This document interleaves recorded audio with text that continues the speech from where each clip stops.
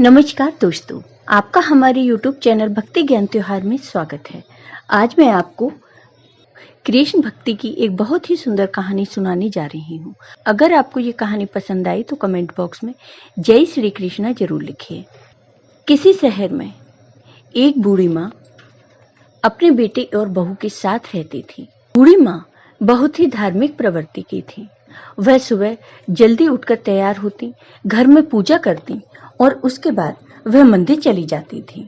एक दिन बूढ़ी माँ पूजा करने मंदिर गई तो बहू रसोई में काम कर रही थी। तभी बूढ़ी माँ का बेटा वहां आ जाता है और कहता है कि जल्दी से एक कप चाय बना दो, मुझे ऑफिस जाने में देर हो रही है। तब बहू अपने पति से कहने लगी, हाँ अभी बना देती हूँ। मैं आपसे एक बात करना चाह रही थी। माँ जी सुबह घर में पूजा करती हैं, उसके बाद मंदिर जाती हैं, वहाँ हर दिन कृष्ण जी को माखन मिश्री का भोग लगाती हैं। इस महंगाई में यह सब ठीक नहीं है। बेटा यह सुनकर बोला, कोई बात नहीं, माँ तो पिताजी के सामने भी ऐसे ही भोग लगाती थी, अब उन्हें मना करूंगा तो बुरा मान जाएंगी। इसी तरह समय बीत रहा था, लेकिन बहू को हमेशा यह बात खटकती थी कि उसके पति की कमाई से माखन मिश्री का भोग मंदिर में लगाया जाता है।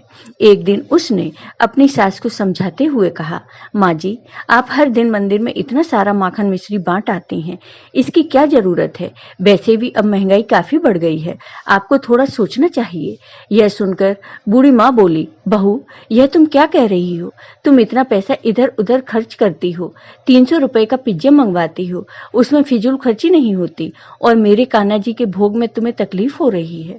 यह मत भूलना, उन्हीं की कृपा से इस घर में सब चल रहा है। बहू उनकी बात सुनकर चुप हो जाती है। एक दिन बहू की एक सहेली उससे मिलने आती है। वह आकर अपनी सहेली से उसका हालचाल पूछती है और उसके बाद पूछती है कि तेरी सास कहाँ है? तब बहू बताती है, वह तो मंदिर गई हैं, उनका बस चले तो मंदिर में ही पूरा घर लौटा दें। सहेली के पूछने पर वह उसे सारी बात बता देती है। सहेली यह सुनकर कहती है, बस इतनी सी बात, इसका एक उपाय है मेरे पास। तुझे मैं एक दुकान बताती हूँ, तू वहां से मक्खन ले आ। इस मक्खन के मुकाबले वह नकली मक्खन आधे पैसों में आ जाएगा। एक तो तेरा खर्चा आधा हो जाएगा और वह मक्खन मंदिर में किसी को पसंद भी नहीं आएगा।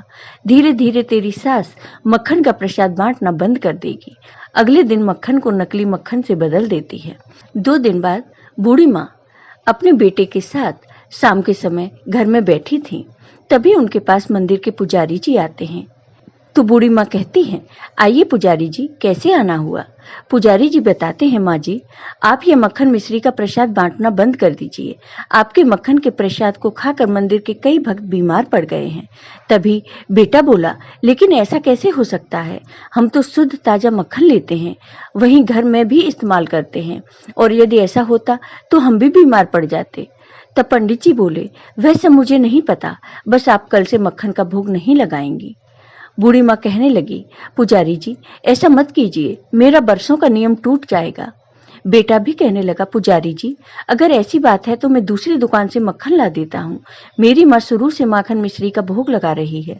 पंडित जी बोले, भोग लगाना है तो घर में लगाइए, मंदिर में अब भोग नहीं लगेगा। उनके जाने के बाद बूढ़ी माँ रोने लगती है। अगले दिन से वह मंदिर में केवल दर्शन करती और भोग घर में ही लगा देती। एक दिन बूढ़ी माँ मंदिर गई हुई थी और बहू भी घर पर नहीं थी। कुछ देर बाद बहू आई तो उसने देखा कि उसके पति की तबीयत बहुत खराब है। वह अपने पति को अस्पताल ले गई और भर्ती करा दिया। वहां डॉक्टर ने बताया, आपको पता है इन्होंने नकली मक्खन खाया है जो जहर की तरह इनके पेट में पहुंच गया है। तभी बूढ़ी माँ कहने लगी, डॉक्टर साहब लगता है मक्खन में ही मिलावट होगी।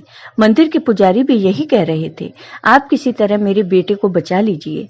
यह सब देखकर बहू रोते हुए कहने लगी, माँ जी यह सब मेरी कंजूसी के कारण हुआ है, कुछ पैसे बचाने के चक्कर में मैंने मक्खन बदल दिया था, लगता है इन्होंने वही नकली मक्खन खा लिया।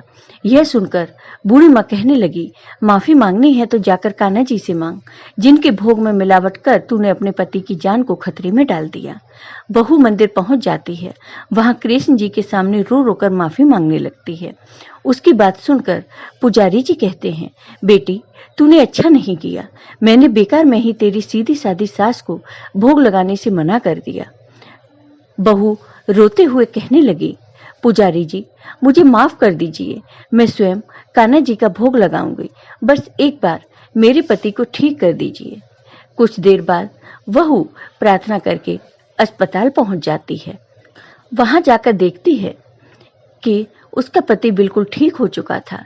तीनों वहां से सीधे भगवान श्री कृष्ण के मंदिर जाते हैं और अगले दिन से तीनों सुबह मंदिर में माखन मिश्री का भोग लगाते हैं और खुशी खुशी रहने लगते हैं। जय हो भगवान श्री कृष्ण की। आपको ये वीडियो पसंद आया हो तो कमेंट बॉक्स में कमेंट करके जरूर बताइए।